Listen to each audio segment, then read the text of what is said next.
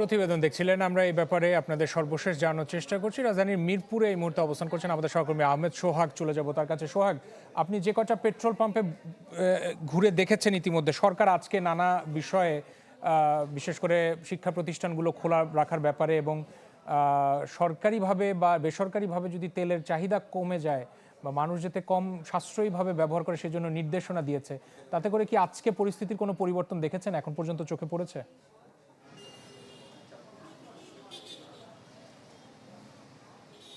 আপনি যেমনটা বলছিলেন, আজ সারাদিনই ঢাকার বিভিন্ন তেলের পাম্পগুলোতে আমরা ছিলাম এবং আমরা দেখেছি প্রায় সবগুলো পাম্পেই গত প্রায় ১ মাস ধরে মানুষের মধ্যে তেল নিয়ে যে শঙ্কা এবং তেল অতিরিক্ত মজুদ বা আমরা যাই বলি না কেন কৃত্রিম সংকট, এই সব মিলে মানুষের মনের যে অবস্থাটা সেটা কিন্তু একই রকম আছে। অর্থাৎ চিত্রের কোনো পরিবর্তন আমরা দেখতে পাইনি। আজ সন্ধ্যার এখন পুরো সন্ধ্যায় আছে, কিছুক্ষণ আগেও আমরা আসাদ গেটে ছিলাম, সেখানেও আমরা দেখেছি প্রায় ১.৫ থেকে ২ কিলোমিটার পর্যন্ত তেলের পাম্পে গাড়িগুলোর লাইন রয়েছে এবং সেই সারিগুলো আসলে কখন গিয়ে তেল পাবে সেটাও কিন্তু বলা মুশকিল। আর এখানে এখন আমরা তালতলা তেলের পাম্পে আছি। এখানে প্রচুর পরিমাণ মোটর সাইকেল যেগুলো রয়েছে সেই মোটর সাইকেলগুলো আমরা দেখতে পেয়েছি এবং তাদের যে সিরিয়ালটা সেই সিরিয়ালটা বা লাইনটাও কিন্তু প্রায় আধা কিলোমিটার পার করবে। এখান থেকে শুরু করে আমরা দেখতে পেয়েছি প্রায় আইডিবি ভবন আছে, এখানে একটি আইডিবি ভবন পর্যন্ত সেই সিরিয়াল চলে গিয়েছে। এছাড়াও যে সকল ব্যক্তিগত গাড়িগুলো রয়েছে সেগুলোও কিন্তু যে আসছে খুব স্বাচ্ছন্দ্যেই তারা তেল পাচ্ছেন সেটাও বলা যাবে না।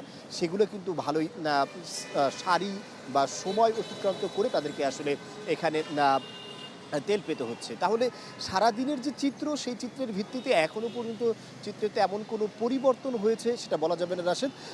অর্থাৎ মানুষের মধ্যে যে তেল না পাওয়ার যে একটি শঙ্কা, যদিও সরকার থেকে বারবার জানানো হচ্ছে এপ্রিল মাসে তাদের তেল সরবরাহ যেটা রয়েছে মজুদ রয়েছে সে তাতে তারা যথেষ্ট পরিমাণ ভালোভাবে সরবরাহ করতে পারবেন, কিন্তু সাধারণ মানুষের সেদিকে আসলে পুরোপুরি কর্ণপাত আছে যে সেটা আসলে এখন থেকেই বলা যায় না রাশেদ।